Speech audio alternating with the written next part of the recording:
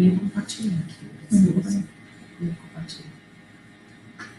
Olá, estamos ao vivo agora, novamente, nosso debate mensal. Eu sou a Milena e hoje vamos debater com a Alicia. A Alicia Pinheiro, que é a nossa psicóloga.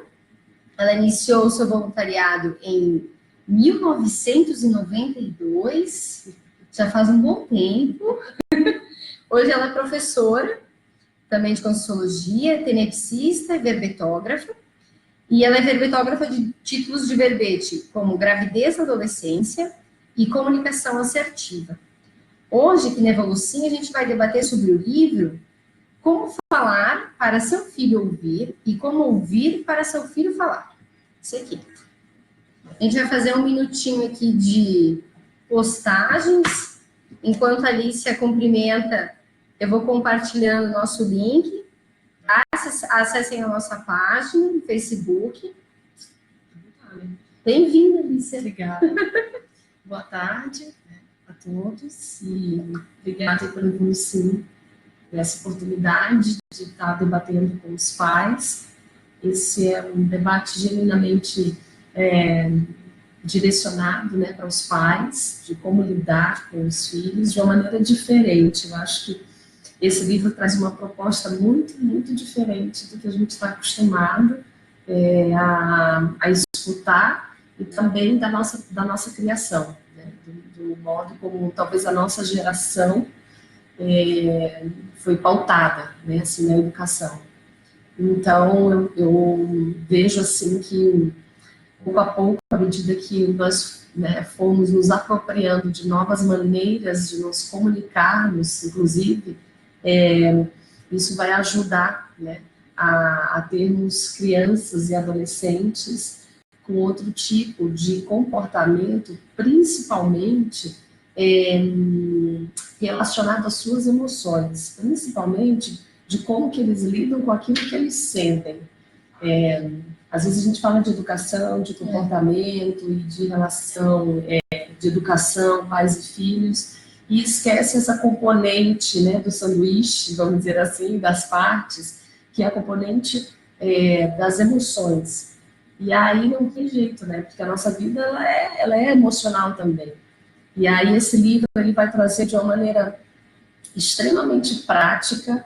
Quem não teve contato ainda com esse livro, vale a pena, porque ele não é um livro teórico, né, que você fica ali lendo, filosofando, pensando de como seria. Não, ele traz exercícios, ele traz maneiras, ele te ensina, então você vai junto ali fazendo. As autoras, elas trazem exemplos das oficinas que elas fazem com os pais, que fizeram com os pais ao longo dos anos, né, para a publicação desse livro, trazem relatos dos pais, trazem o que não deu certo, sabe, assim, olha, não deu certo, eu não consegui, e aí elas vão e trazem por que de repente não deu, ou falam, não, deu certo sim, olha só, e é isso que a gente precisa, né, enquanto pai, mãe, a gente precisa, é quase que uma orientação, a gente está quase que falando com elas, assim, no livro, sabe? Bacana. Então, a linguagem acessível não é um livro técnico da psicologia que fica com o seu vocabulário, né, enfim. Então, eu acho que aqui, né, dentro do possível, a gente vai tentar, né, Milena, destrinchar algumas ideias principais, mas se vocês forem ver, se me der licença, só para mostrar assim, eu acho que dá para ver gravuras, tá vendo? Parece história em quadrinho. E são meio que histórias em quadrinhos que ela vai justamente dando exemplos.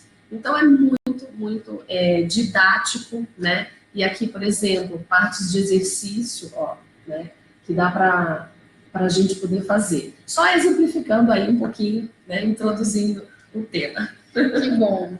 É muito bacana isso. Então, a gente tem, assim, esse cuidado, né, aqui no Evolucim, com a questão socioemocional, tanto da família como um todo, né, a criança recém-chegada, o pai, a mãe.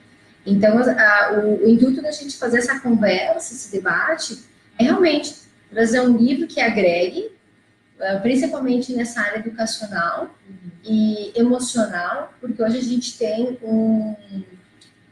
digamos assim, é um momento, né, que nós estamos numa disponibilidade de informações muito grande, de todos os lados, a gente é bombardeado por informações, Porém, às vezes, a gente para pouco para avaliar o que está sentindo, como que isso chegou, como é que eu lido com este novo, né? Porque tudo está muito, como é que eu posso explicar?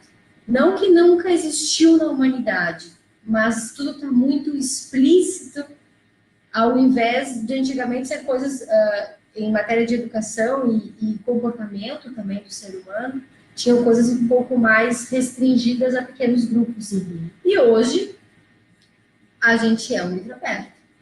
Nós estamos ali com a geração rede social, com a geração vamos fazer um selfie. Então, tem todo esse processo. Então, agora voltando mais para a criança, para a família, né? O que a gente pode ter, o que o livro pode nos agregar, o que você, com sua experiência, pode nos ajudar com a questão dessa comunicação dentro da família, porque eu acho esse título extremamente fabuloso, que é essa questão de como, né, eu vou falar para ele ouvir, e como que eu vou fazer o exercício de ouvir para a criança, né, o adolescente, depois o filho adulto, porque são fases diferentes, não deixa de ser filho. Você sempre filho. Como que é isso? Sim, são muitas estratégias. Eu acho que você trouxe uma perspectiva bem interessante, que assim, eu acho que o começo de tudo, vamos pensar assim, de maneira geral, é quando a gente tem uma separação, né, lá dentro da nossa ciência mesmo, de mente e corpo. E aí isso, né, então, pensar é uma coisa, né, o corpo é outra, e o sentir nem entrou nesse espaço. Ele não tem mente e corpo. E a separação disso. Hoje não, hoje a gente está num momento onde já se discute mais isso, felizmente, não sei se tanto assim, mas se discute mais do que antigamente, os pais pelo menos, enfim. Então, se tem essa junção aí de mente e corpo, se busca, né, mente sã, corpo sã, e a questão de movimentos da espiritualidade, essa coisa toda, desculpa, e aí então entra a danadinha das emoções, né? E aí, como você falou, como que coloca isso no meio? Um dos pontos que eu vejo, e falo isso muito para os pais no consultório, onde trabalho, e não só, sabe, acho que até para os alunos em sala também, a gente costuma colocar assim, não dá para negar, igual você está numa sala assistindo televisão e tem um elefante branco no meio da sua sala, não dá para você fingir que ele não está ali, né? Então, isso, por exemplo, a gente pode utilizar esse exemplo como um incômodo. Você está incomodado com alguma coisa. E aí você finge que aquilo não está ali. É esse elefante branco no meio da sala e você tentando assistir televisão. Você não vai conseguir assistir televisão porque o elefante branco vai te incomodar, porque aquilo ali, né, no meio da sala não dá.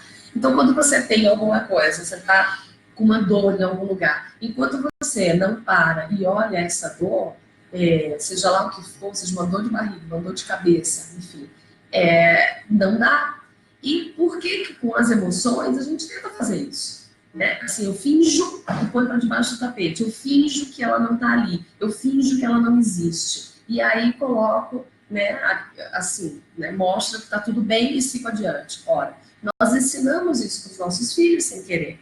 Né? Então, na hora que eles vêm e falam, hoje o coleguinha me bateu na escola, hoje foi muito difícil, porque eu tentei pegar a bola do fulaninho e o fulaninho pegou a bola de mim. E aí eu fiquei com muita raiva dele.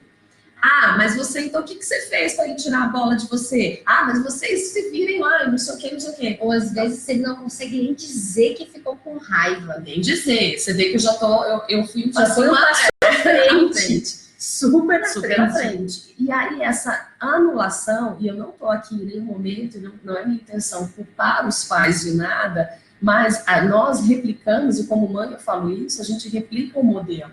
Né? E a nossa intenção é justamente aprender, nos reeducarmos a cortar isso e fazer de uma maneira diferente, pelo menos tentar de uma maneira diferente. Então, às vezes, o livro chega ao ponto, nas experiências de a criança fala alguma coisa, e muitas vezes elas orientam assim, pare e olhe e fale, é mesmo? Nossa, aconteceu isso, fulaninho? Nossa, cara, eu imagino que realmente deva ter te chateado muito, né? E pronto. E aí a criança para assim, está calada, olhando, porque não está acostumada com isso, e fica olhando. Pois é, então, e aí ela continua falando mais, que é essa parte que você falou, do que ela está sentindo, tarará, e a mãe, ou o pai, que esteja ali, uhum, é mesmo. Eu estou dando só um exemplo muito simples de uma das estratégias também básicas, porque outra coisa interessante do livro é que não é uma ciência complexa, são técnicas, assim, exemplos extremamente simples, que eu posso parar um pouco do meu dia, às vezes, nossa, é mesmo? Eu imagino que realmente tenha sido muito difícil. Eu não sei, assim, o que te dizer nesse momento, mas eu imagino que realmente seja difícil para você na hora que seu coleguinha pegou a sua bola. E aí, pasme que os exemplos que eles trazem aqui, as crianças, com o passar do tempo, elas vão buscando a própria solução. Porque esse é até um capítulo do livro, que é Desenvolvendo a Autonomia da Criança, Incentivando a Autonomia, que a gente não precisa dar a solução para eles. Eles chegam à própria conclusão, entende? Mas quando os sentimentos são validados. E aí, logo no início do livro, voltando um pouco, Guilherme, tem assim, ó, quanto mais você quer despachar os sentimentos infelizes das crianças, mais elas ficam apegadas a eles. Quando você consegue aceitar melhor os sentimentos ruins, torna-se mais fácil para as crianças deixá-los ir embora. Eu diria que se você quiser ter uma família feliz, é melhor se preparar para permitir que um monte de infelicidade venha à tona. Eu registrei isso em amarelo, assim, ó, para vocês verem, porque ele chama muita atenção. A gente não quer tocar nos sentimentos, vamos colocar assim, infelizes, ou naquilo que desagrada, naquilo que não é bom, nas dores. Eu não estou falando que é bom tocar naquilo que dói, né? Não é, dói, por isso, né? Por isso não é muito bom. Mas é isso, fingir que não está ali, só piora. Se eu não vejo que estou, por exemplo, gripada e não vou no médico e tomo remédio, aquilo pode virar uma pneumonia, pode virar uma coisa mais séria.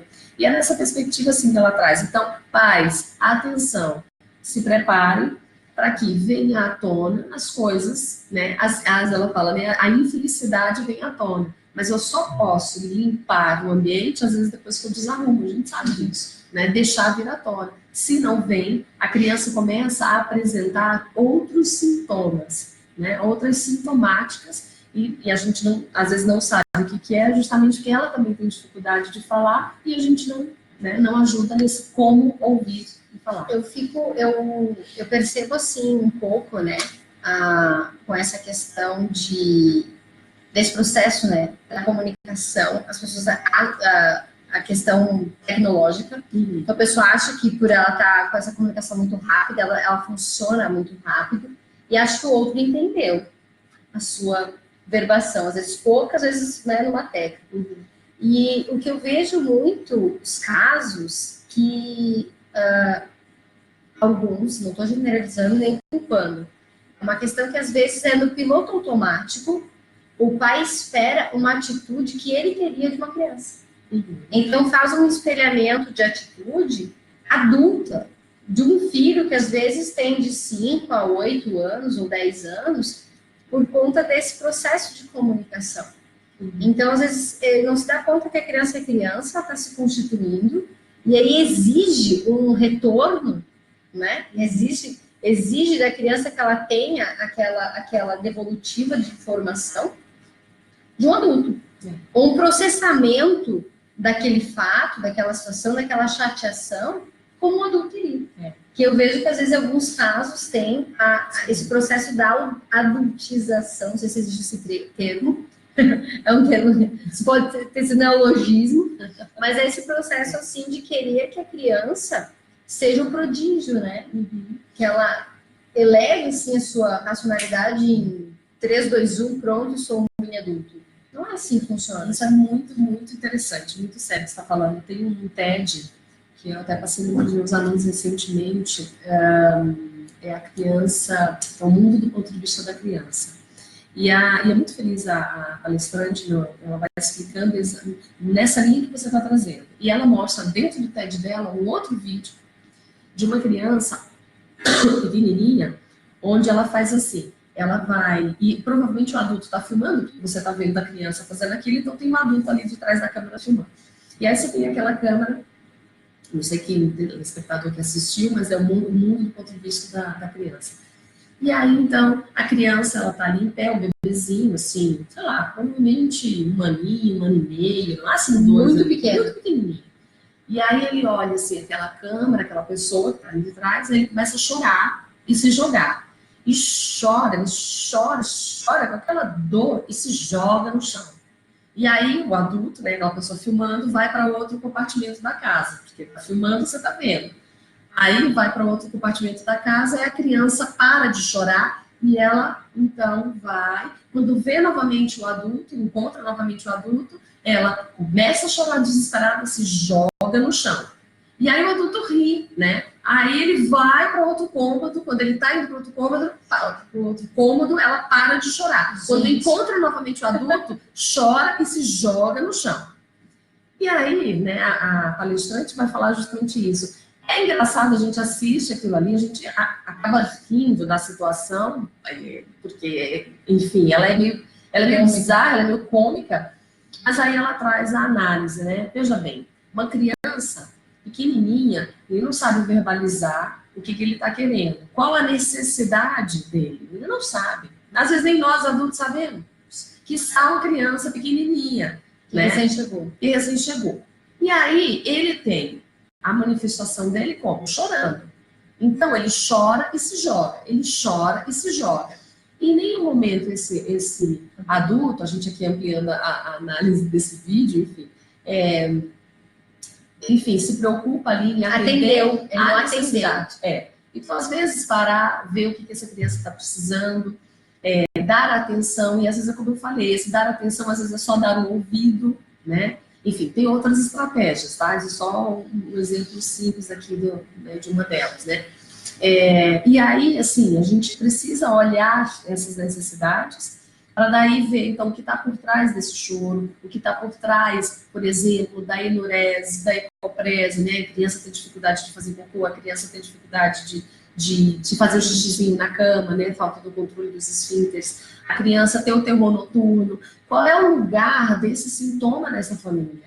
Né? Não é assim, simplesmente tem um sintoma, eu quero que desapareça esse sintoma, que essa criança, então, tenha essa atitude adulta, sei lá. E aí, se eu não descubro o lugar desse terror noturno, se eu não descubro o lugar, né, desse sintoma na vida dessa família, eu não vou ajudar. Isso é uma das coisas que assim, a gente trata muito nas famílias, essa condição. Por exemplo, falo muito para os alunos até do terror noturno, né? Um exemplo que eu acompanhei é exatamente isso. Enquanto a gente não descobriu que, na verdade, o terror noturno de uma criança numa determinada família que eu acompanhei era justamente porque era o único momento que a criança tinha de atenção, que a mãe podia dar atenção para ela era dormindo na cama. Aí eu vou lá e quero tirar o terror, no caso do terror noturno, né? E a criança ia dormir com os pais. Eu vou tirar isso de repente dessa criança? Não, eu preciso entender que então, é isso que a necessidade da criança é essa, é a atenção da mãe que está precisando, porque a mãe trabalha o dia todo, etc. Tal. Então, eu preciso reorganizar a dinâmica dessa família, qualificar essas relações, atender essas necessidades aí da melhor maneira possível. E aí o sintoma ele desaparece. A criança não precisa mais do terror noturno ou de dormir no quarto com os pais. Porque ela está atendida, afetivamente antes de dormir.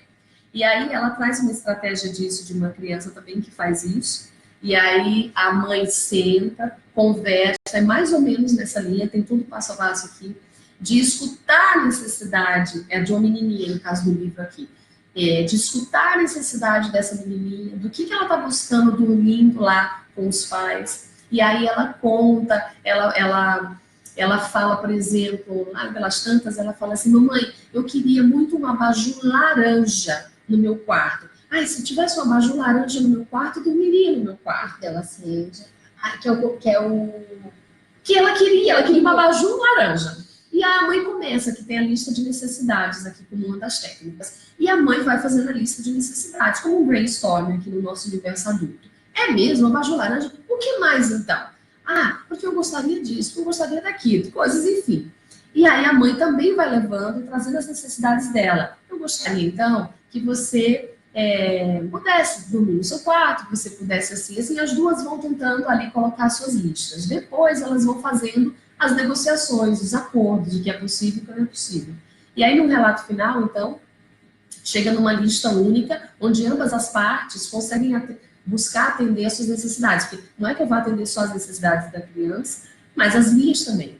E aí, quando se chega nesse meio termo, né, aí a mãe estava relatando aqui no livro, que aí já tinha uma semana que a menina estava dormindo no quarto dela.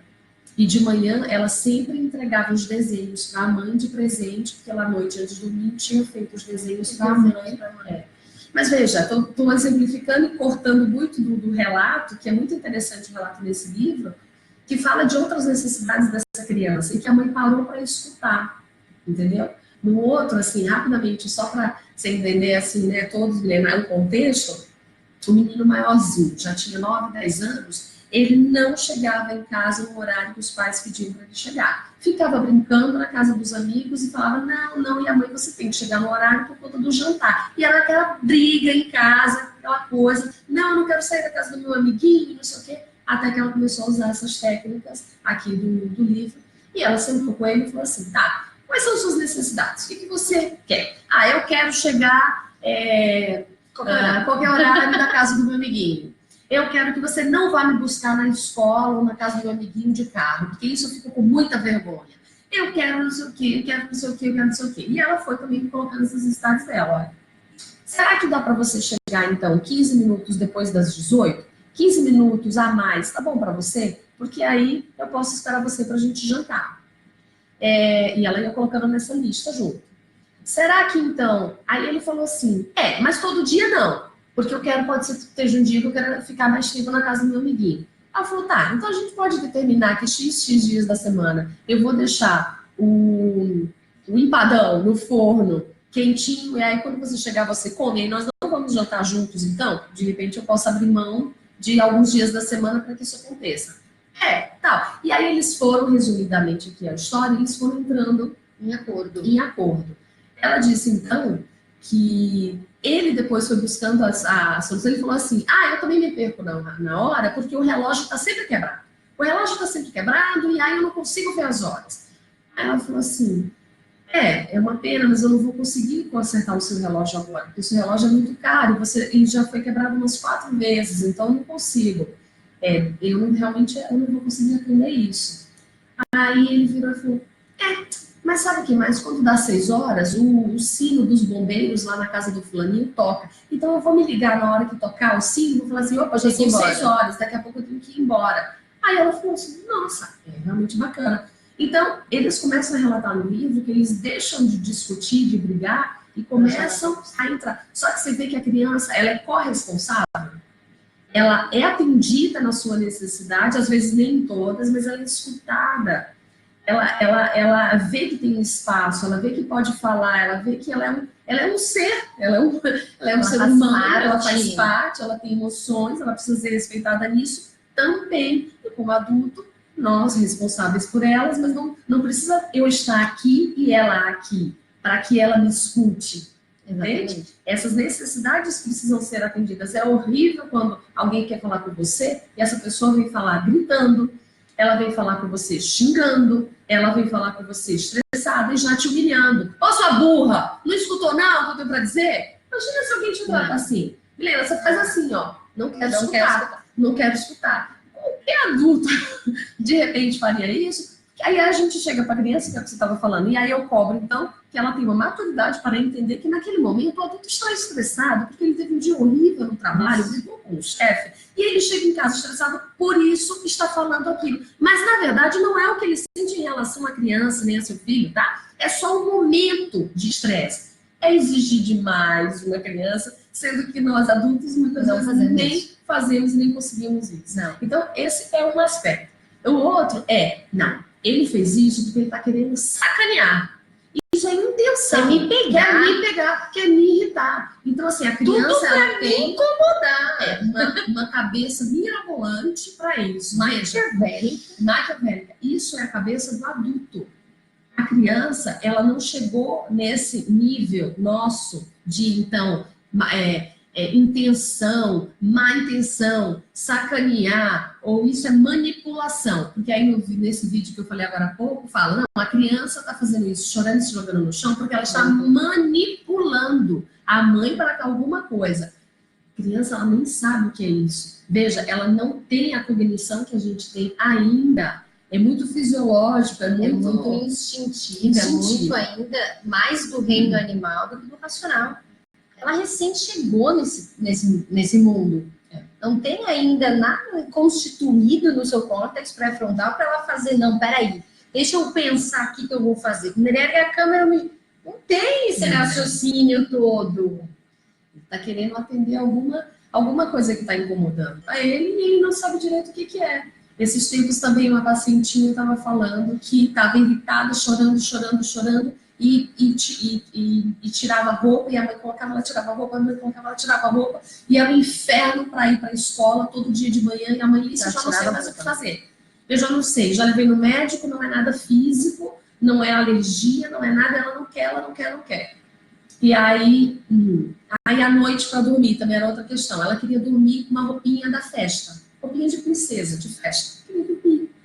Aí eu falei para a mãe, você perguntou para ela então, assim, chegou e ouviu, né? Por que ela estava querendo dormir com a roupinha de festa? O que ela estava querendo com aquilo? Não, porque é errado, é roupa de festa, não é para dormir. Eu falei assim, você deu a oportunidade de repente dela experimentar dormir uma noite com a roupinha de festa? Então tá, filha, essa noite você dorme, mas depois não dá, porque é uma roupinha de festa e tal, para não amassar, etc e tal. Não, eu não fiz isso. Eu falei, então o que tal você fazer? E aí vamos ver. Aí ela fez. A menininha dormiu uma noite com a roupinha de festa e depois não quis mais. Deu? É aquela vontade. Deixa eu só interromper aqui um pouquinho. A gente tem a Flávia, que é a nossa voluntária, já está morando em Portugal. E ela perguntou se esse TED ele tem algum título americano ou inglês que pode ser localizado. Depois a gente pode colocar no descritivo do vídeo, tá? Tá. Aí a gente coloca que fica mais fácil para a gente anotar aqui. Procurar aqui, Flávia, mas ele eu acho que é esse mesmo, o mundo na perspectiva da criança. Mas eu vou achar ele. A gente acha e coloca o link, daí fica mais fácil de localizar ele depois, tá? Então, aí assim, um outro trechinho aqui do livro para a gente poder, né, aproveitando algumas pérolas. Uma das frustrações inerentes em ser pai ou mãe é a luta diária para fazer com que os filhos se comportem de forma aceitável para nós e para a sociedade. Isso pode ser enlouquecedor, um trabalho árduo. Parte do problema reside no conflito de necessidades. A necessidade do adulto envolve limpeza, ordem, cortesia e rotina. As crianças, na verdade, não se importam com isso. Então, assim, é claro que a gente, né, vai ter que ensinar, educar, não estamos dizendo que não, mas falando de necessidade, você vê que isso é um universo do adulto. Então, seja educado, dê bom dia, dê boa noite. Às vezes, no mundo adulto, quando eu não suporto aquela pessoa, eu não quero dar bom dia para ela e eu finjo que ela não está ali na minha frente para não ter que cumprimentar. Não é assim no mundo adulto? Mas não, no mundo da criança, seja educadinha, engula sua raiva, não demonstre. Se você não gosta do fulaninho, finja que gosta. Então é assim, são contradições e o TED ela vai trazer muito essas contradições, essas mensagens, né? Que a gente coloca para a criança. Que coloca para a criança. A mensagem que a gente diz, olha, não é bom mentir, mas quando alguém te fala tal coisa, você diz que tá bonito, diz que tá legal. Gente, aí você não quer que a criança minta, não quer que ela fale o que ela, sei lá, mas ela inibe a ação dela de dizer que ela pensa genuinamente. E a gente, de uma certa forma, contribui por um aspecto até inautêntico. Quando a criança, quando já começa a ser adolescente, quando começa a ser adulto, e aí cria-se aquela situação, que aí começa assim, não, mas esses adolescentes, o maiorzinho, né, são dissimulados. Claro, eles aprenderam em algum lugar, em algum momento da vida. Não foi um gibi, não foi um desenho, mas tem algum momento que ele teve um contato com aquela situação e, de alguma forma, ele precisou falar daquele jeito. Ele é muito observador, né? Porque a criança é muito observadora.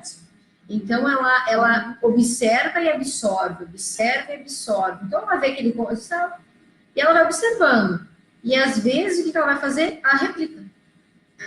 Ela replica nu e cru uma situação, uma fala, e aí o que a gente faz? Repreende, porque não é bom. Não é assim? Eu vi esses dias, só para complementar, eu vi esses dias aquele post da reação em cadeia. Aí tem o pai no trabalho recebendo a bronca do chefe. Aí ele chega em casa, dá bronca na mãe. Aí a mãe dá bronca no filho, pequenininho. Aí a criança vai lá e dá bronca no gatinho. Então é uma reação, esse caso foi o caso da bronca. Mas se a gente parar para pensar, a gente faz isso em outras instâncias também. Sim. E aí, assim, ela traz aqui no início também, da gente aprender a descrever, então. Então, veja, aí você falou, se eu não fui ensinado, e é por isso que a gente não está aqui, né, culpando, a gente acaba falando assim, mas não é culpando, a gente exatamente vai replicando modelos. Eu aprendi assim, é assim que eu acredito, e assim eu dou o meu melhor, né? Só que a gente está debatendo justamente assim, eu posso fazer diferente, né? Para ter um resultado talvez um pouquinho diferente do que eu tive. Então, joia. Porque, veja bem, a gente chama dessas introjeções, né? Aquilo que a gente engole. Né? Na psicologia, a gente vai estudar muito isso. Então, a criança, ela engole, ela não é validada naquilo que ela sente, então ela engole.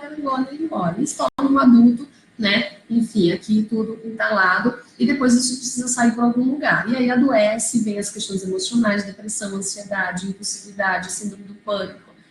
E aí o DSM-5, o ICD-10 está lotado dos seus transtornos. Às vezes um pouco antes de ser adulto, né? Um pouco antes, que é na adolescência, que é o que você falou, que aí vem aquela fase mais crítica, e aí crise de identidade, e aí a gente tem uma série de jovens hoje com ideação suicida, tentativa de suicídio, aonde está tudo isso, né? E aí você recebe esse adolescente, esse pré-adolescente no consultório, tá tudo guardado, tá tudo entalado, não tem um ambiente que possa mostrar, por exemplo, uma vez eu estava com uma criança na minha frente, e aí ela falou assim, eu tenho muita raiva da minha mãe. Aí eu falei assim, engraçado que me parece que não é muita raiva, não, você tem ódio. Eu tenho muito ódio, muito ódio. E começou a chorar. Pronto, depois dali passou. Ela não tem ódio da mãe, mas ela estava com muita raiva da mãe. A gente precisa aprender, de certa forma, a nomear. E não ter medo de nomear os sentimentos. Raiva, ódio, tristeza, muita raiva, né? Eu falei ódio, assim, uma palavra forte para nós, mas é isso, assim, para a criança não é o ódio como nós recebemos agora aqui, quando eu falei, o impacto que deu, que eu senti na hora de falar, né? O ódio do adulto parece aquela coisa quase de assassinato, né? Não é isso. Não, é aquela raiva intensa, assim, e aí eu cheguei e falei para essa pré-adolescente, assim, é um ódio, é uma coisa assim que você está sentindo. E aí, colocou tudo para fora. E na verdade não era porque a mãe ou o pai não tinha feito lá uma questão que ela queria e tudo. Ela estava com muita raiva, só que ela estava fingindo assim, não, tá tudo bem, tá tudo ótimo. Tipo, engolindo. Minha mãe quer o melhor para mim. Só que isso é o que a cabeça fala, mas não é o que o coração sente. E quando a cabeça pensa uma coisa, o coração sente outra, o nosso comportamento ele fica distorcido ou disfuncional. Corpo racional, né, mente e coração, vamos dizer assim, das emoções, eles precisam estar coerentes, conectados, em harmonia. Aquilo que eu penso, aquilo que eu sinto e aquilo, então, que eu manifesto, que eu me comporto. Essa idiosincrasia, né? Essa dissonância, essa separação, esse conflito, quando ocorre no mundo adulto, no mundo da criança, é justamente porque eu estou querendo empurrar para debaixo do tapete, estou querendo fingir que o elefante não está ali, eu estou querendo, então, de alguma maneira, manobrar as minhas emoções para socialmente caber, socialmente, enfim, ficar tudo bem. Então, são essas introjeções que a gente vai ensinando a criança desde pequenininho, e depois, como a gente fala, né, na psicologia, depois por algum buraco isso sai, entende? Aí sai em forma de sintoma. Por isso que a gente precisa avaliar em cada caso o que está se passando com a família. A criança, ela faz parte de um sistema, né? Não adianta só tratar a criança, a gente tem que tratar a família junto. Não adianta, não vem me mandar só para o consultório, para qualquer lugar só a criança. É a família. Se a criança está apresentando algum comportamento, ela está muito birrenta, precisa parar com essa birra. Não, primeiro vamos entender o lugar dessa birra, porque às vezes é o único momento que a mãe para e olha para ela, quando ela faz birra.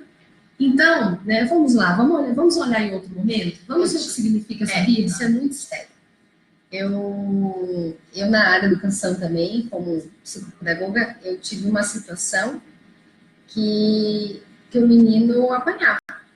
Ele tinha lá um momento do dia que todos os dias a mãe dava as palmadas no menino. E ele começou a relatar aquilo como se fosse normal, um ambiente normal. Então ele já tinha, ele tinha uns 10 anos, 11, então ele já identificou como que ele fazia. Então era uma menor, beleza, toda vez que eu incomodar, né, indicar minha irmã, ela vai chorar e eu vou apanhar. Então eu já tinha um mecanismo criado, o cenário completo. Nesse momento, quando eu percebi pelos relatos dele, eu chamei a mãe, desculpa. Eu vou te contar aqui uma situação e, para encurtar a história, o que a gente chegou à conclusão? No momento que eu trouxe para ela que aquele era a forma dele dizer me olha, ela caiu em prantos. Porque ela entendeu, ela conseguiu pensar sobre aquela situação e ela percebeu que ela não tinha nenhum tempo para o filho dela. Ela trabalhava, cuidava da bebê menor e ele tinha que se virar, ele tinha 10 anos, era um homem. Então, na cabeça dela. Só que o momento que ela batia, que ela encostava, era o momento que ele tinha de afeto. Então, tinha que desconstruir todo esse processo. Então, eu vejo isso como muito sério entre as relações. E isso é muito comum. A gente acha que vai acontecer só em novela, né? Mas não, é muito comum. Claro que hoje a gente já tem um pouco menos essa cultura do bater. Mas a gente tem eu não gosto de você. Se você fizer tal coisa com o filho, né? Então o filho vai ficar assim, como assim? Se eu fizer tal coisa, mamãe não vai gostar de mim. Aí usa uma certa chantagem emocional. Então a criança engole tudo aquilo e ok, vou fazer o que a mamãe pediu. Ela também não consegue expressar o que aconteceu. Não é assim que eu não consigo lidar com isso. E aí, assim, eu tenho uma técnica que a gente coloca aqui, por exemplo, habilidades que incentivam a cooperação do seu filho, né? Descreva o que você vê ou o problema. Depois, dê informação. Depois, fale com poucas palavras. Depois, fale com seus próprios sentimentos. Depois, escreva um bilhete. E aí, uma outra estratégia dela que é escrever um bilhete. E aí, ela dá um exemplo assim, né? Para descrever o problema, por exemplo. Então, no lugar de culpar ou mandar, ela dá um exemplo assim, ó. Você é irresponsável, sempre liga a torneira e esquece de fechá-la. Quer causar uma inundação? Isso é uma abordagem de culpa, né, e mandar. A outra abordagem de descrever o problema. Filho, a água da banheira está quase transbordando. E aí? Ponto, porque de fato a água está transbordando. Tá. Né? Então, vamos... A raiva dela por estar transbordando é outra. E assim, e aí eu vejo isso no consultório, gente, a gente tem dificuldade de descrever o problema. A gente já coloca uma inferência, um sentimento. Então, assim, se eu perguntar como você está se sentindo nesse momento, então, se perguntar para mim, eu estou com um pouco de calor, mas está agradável, o dia está bom, eu estou relaxada, estou me sentindo bem, e aí eu preciso descrever. Isso é diferente de eu começar a falar assim, não, eu estou muito alegre, mas eu acho que a Milena talvez esteja pensando que, ou de repente quem está assistindo pode estar gostando, não pode estar gostando, eu começar a maquinar e entrar em interpretações, em fantasias, em elucubrações. E a gente faz isso o tempo inteiro. Você olha para a pessoa, se ela virou a cara, né? Então, tá vendo? Não gosta de mim, tá falando mal de mim. Às vezes a pessoa virou a cara porque tá doente, não tá passando bem. Ponto. Isso é o problema. Se tem alguma dúvida, fulano, você passou, não me viu e não falou comigo e virou a cara, tá tudo bem com você? Então, não tá, sabe o que é? O problema é que nas relações sociais, no nosso mundo adulto, a gente pergunta, olá, Milena, como é que você tá? Tudo bem? Mas você não quer escutar o que ela tem para dizer. Você quer só que ela fale assim, tá tudo bem, beleza. Educado pedir se tá tudo bem. Gente, não pergunte se não quer ouvir. E se você começa a falar, não tá, sabe o que é? É que aconteceu outra coisa no meu trabalho, assim. É que eu não queria ouvir o que essa pessoa tá bem. Mas enfim, então ele fala aqui nesse primeiro passo, né, de descrever o problema. O outro é assim, ó, você não levou o cachorro para fora o dia todo. Você não merece ter um animal de estimação, filho. Descrever o problema. Estou vendo que o cachorro está rondando a porta. Então, né, porque ela fala, vamos tomar atitude, porque ela fala justamente em descrever, né? Ao invés de acusar ou insultar. Quem bebeu leite e não guardou a garrafa? Aí ela fala, né? Por que não só informar? Crianças, o leite azeda se ficar fora da geladeira. Ponto. A criança, ela poucas palavras e ela começa a entender que de fato é isso, o leite vai azedar, então precisa guardar. Isso é outra estratégia, tá? São muitas, então eu estou pegando aqui aleatoriamente de acordo aqui com a nossa discussão. Mas uma perguntinha. Tem? Posso te perguntar? Pode. Posso te interromper? Uma pergunta. A gente tem uma pergunta aqui do Kael. Diz, boa tarde, Lícia, tudo bem? Tem 2 filhas, uma de 9 e uma de 3. E a maior queria ter uma irmãzinha. Mas hoje ela tem ciúmes da menor e não se apegou, né, com a mãe. O que podemos fazer? Ela não tem... elas não podem ficar juntas ou sozinhas, sempre tem que ter alguém olhando. Porque elas brigam, provavelmente, né? Você está falando, a menorzinha se apegou com a mãe, não é isso? E aí tem ciúme. Então é assim, né, te dá uma resposta muito generalizada, assim, porque cada caso é um caso. Porque como eu estava te falando, o sintoma, né? Então vamos olhar o sintoma, Kael. O sintoma é o ciúme, do que você está apresentando, tá? É o ciúme. Qual é o lugar do ciúme nessa família, nessa dinâmica familiar? Eu tenho uma criança que está apresentando ciúme. Será que, aí eu vou chutar para frente, tá? Tipo, será que ela está se sentindo, antes era o tempo era só dela. O tempo era só dela, a atenção dela era a predileta, a favorita, enfim, agora ela tem que dividir a atenção? Ciúme geralmente é por aí, né? Você se sente meio que ameaçado, você se sente que o afeto está dividido, começa a ter uma certa competição. Precisa ver o lugar desse ciúme nessa família.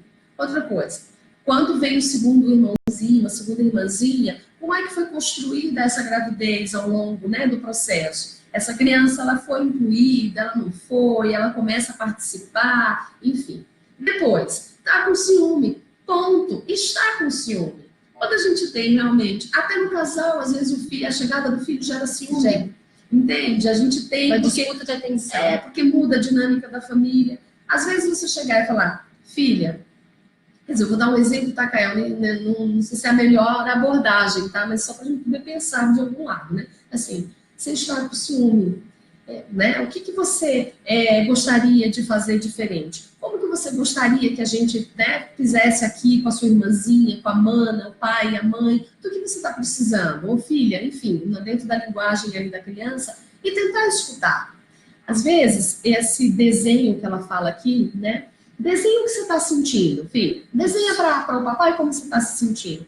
Nossa, realmente, às vezes tem uma pessoa, né, que a gente divida a atenção, não é uma coisa fácil. Mas o que você espera, então, que a gente faça aqui em casa? Você gostaria de fazer o quê junto com o papai e a mamãe? Só com você. Às vezes ela pode falar, eu gostaria de ter um momento só com vocês dois e sem a mana.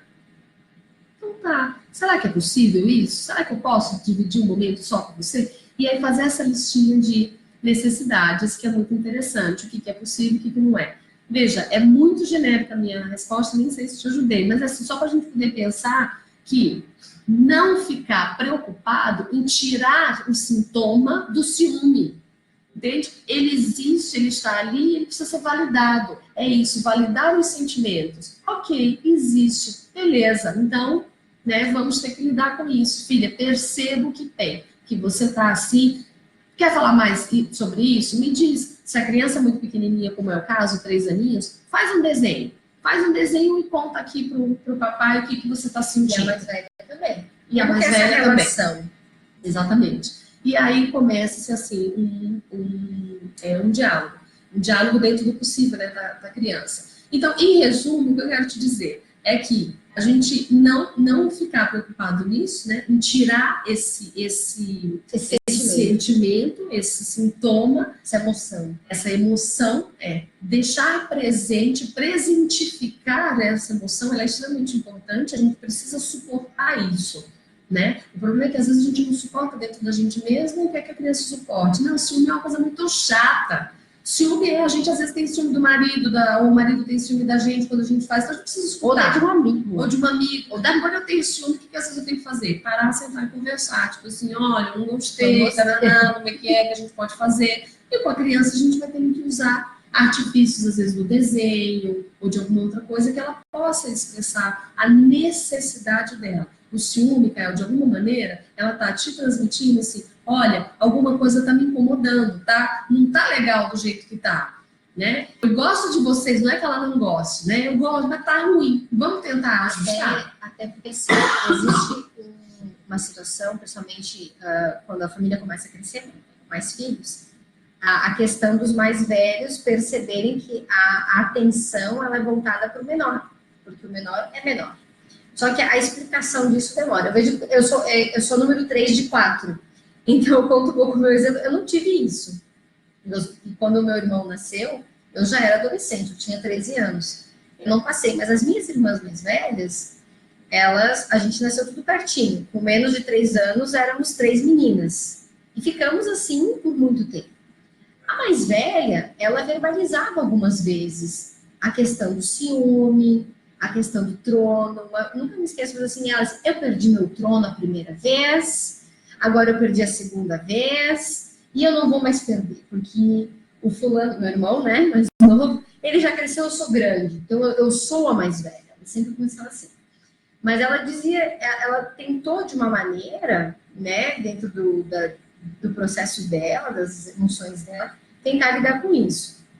E eu percebo que, claro, naquela vivência, naquele momento, meu pai e minha mãe deram o melhor deles. Eu vejo que a relação de ciúme dela com a minha irmã do meio, né, entre nós duas, foi totalmente diferente entre eu e ela, que eu era mais nova, ou ela como mais novo. Mas, assim, teve ali um conflito. O que eu posso ver hoje? Adultas, né? Todas estamos mais perto dos 40 do que dos 30. Nós somos mulheres mais maduras. O que aconteceu com a relação? A gente pode ter dois viés que eu percebo. Primeiro, é aquele momento familiar que às vezes não se dá tempo, a gente é atropelado por uma enxurrada de trabalho, educação, vivência, que às vezes a gente esquece que ali tu está constituindo a identidade emocional dos seus filhos junto. E também tem um processo, conforme o processo multidimensional na Consologia, a gente trabalha, que a família é um grupo de pessoas que vem para acertar alguns laços. Então, a família é importante a gente olhar, porque é um processo de acerto de laços. Às vezes pode haver algum processo que a gente não tem noção, né, que pode ser uma coisa do passado, que a gente tem que acertar. Mas não dá para remeter tudo ao passado. Brinco de vida passada. Não é isso. A gente pode verificar assim, ok, tem alguma situação aí? Tudo bem, mas vamos trabalhar aqui agora. Como é que está a minha atenção? Eu estou com a atenção dividida ou ela está concentrada? O que eu posso fazer para ajudar? Eu estou falando isso por quê? Porque as minhas irmãs só acertaram quando as duas foram mães. E elas sabem que elas só conseguiram ter um olhar de mais, elas se amam, a gente tem total noção disso, mas elas só conseguiram acertar os seus ponteiros na inter-relação quando elas tiveram uma coisa em comum.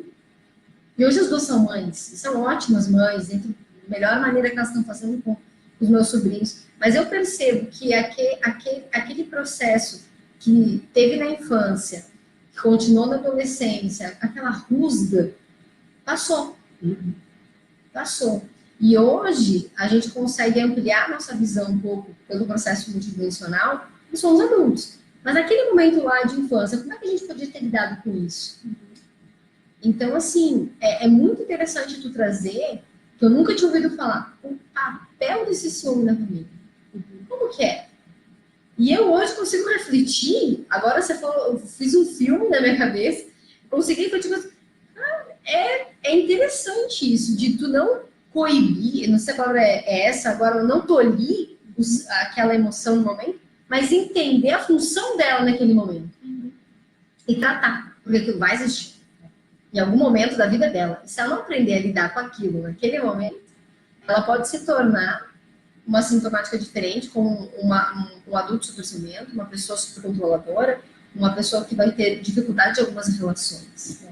Então, isso remete ao início, né? Quando a gente estava falando que a questão de não validar os sentimentos tem a ver com esse modelo cartesiano nosso. Isso é um paradigma que nós estamos inseridos nele. Então, às vezes em outras filosofias e outras abordagens, isso já não é tanto, mas a gente tem, isso vem, se a gente for pensar, pessoal, não dá tempo de falar isso, mas é de Aristóteles, isso é um pensamento aristotélico, entende?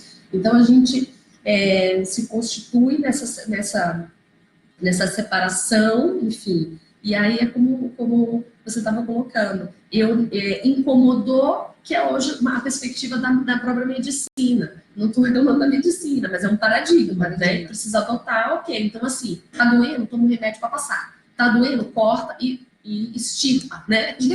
Tira fora. Ok, enquanto medicina, enfim, eu vou lá, tô com dor de cabeça, eu quero que o raio da dor de cabeça passe, né? Não tô sendo contra isso. No entanto, dentro do aspecto emocional que a gente está abordando, não é assim, entende? Tá doendo? O que essa dor está querendo me dizer? Tá doendo? Qual é o lugar dessa dor aqui em casa? O que se passa? E quando eu não dou conta, às vezes falar sobre isso. Eu vou dar um exemplo, te passo que ele quer falar. Eu vou dar um exemplo que é assim, né? Até a pergunta do Kael que você trouxe me remeteu também. A minha filha hoje tem 25 anos, já adulta, enfim. Mas desde pequena, trabalhando fora e muita coisa, ela falava comigo e às vezes eu não dava, muitas vezes, né, gente? Muitas vezes, eu preciso falar a verdade aqui, eu não dava atenção. Não dava atenção. E ela tinha que repetir 2, 3 vezes a mesma coisa até eu escutar. Então eu estava aqui dirigindo o carro e ela falando e eu aqui, mãe, escutou? Que? Aí ela repetia. Ela repetia. Até que então, ela chegou um momento onde eu falei, o quê? Aí ela se emburrou. Não falo mais, não falo mais. Não, volta, não me escuta. Assim, não fala, desculpa, eu não estava prestando atenção. Aí ela, não vou falar. Aí, aquilo, eu parei. Falei, gente, aí a gente estava dirigindo o carro, no momento, para encurtar a história, ela parou, virou para mim e falou assim, mãe, há muitos anos, desde eu pequena, eu tenho que repetir 3, 4 vezes a mesma coisa para você escutar, porque você não me escuta.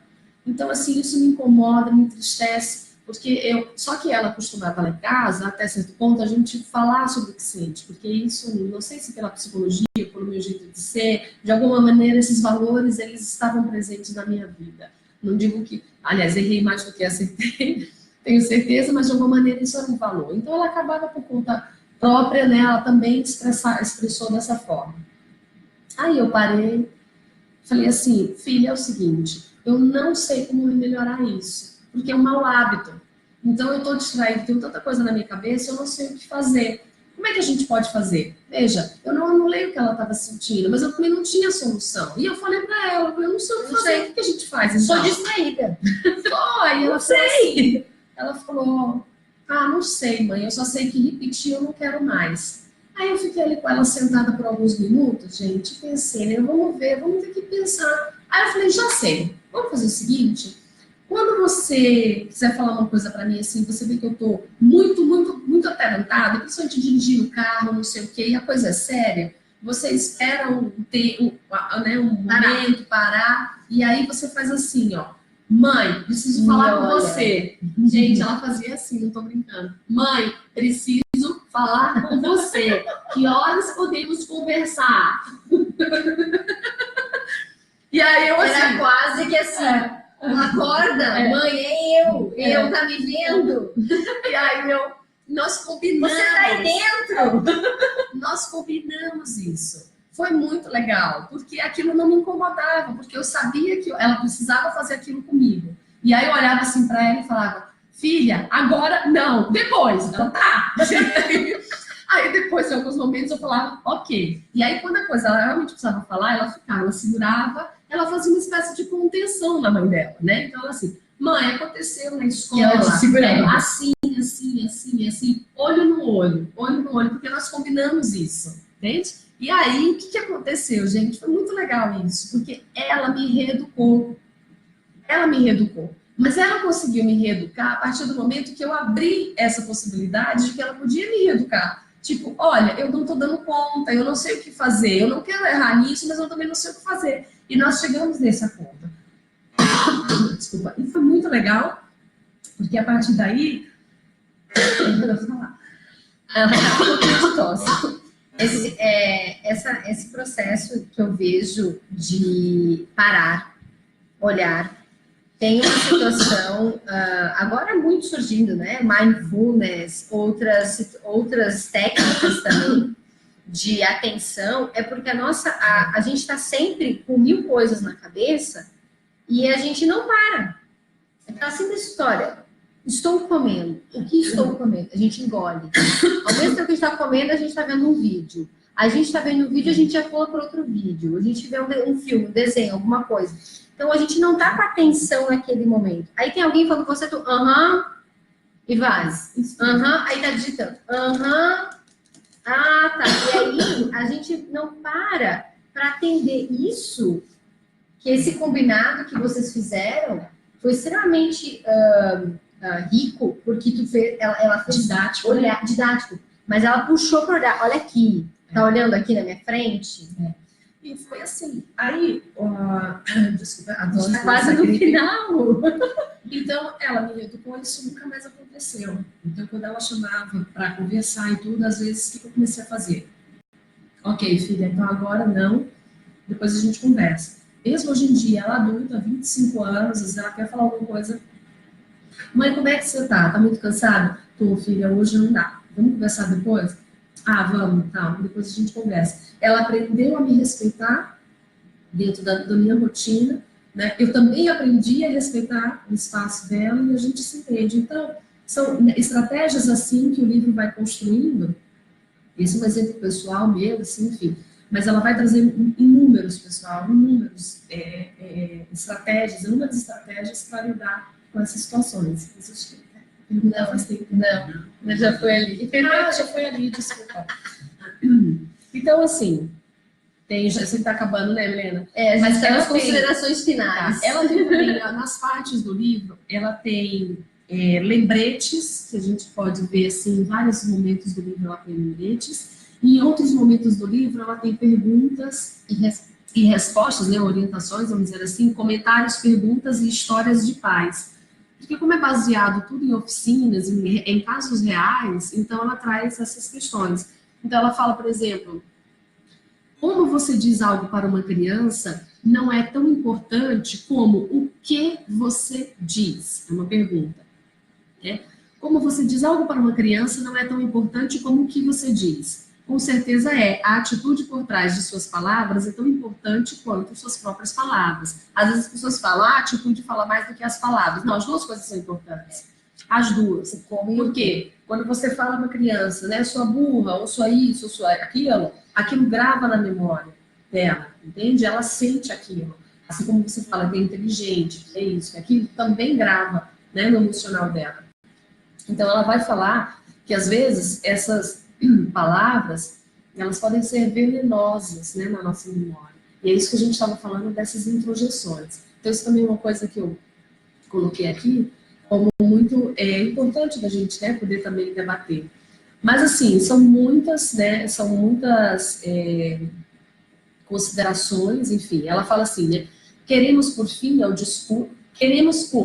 né, um fim ao discurso que fere o espírito e buscar a linguagem que nutre a autoestima.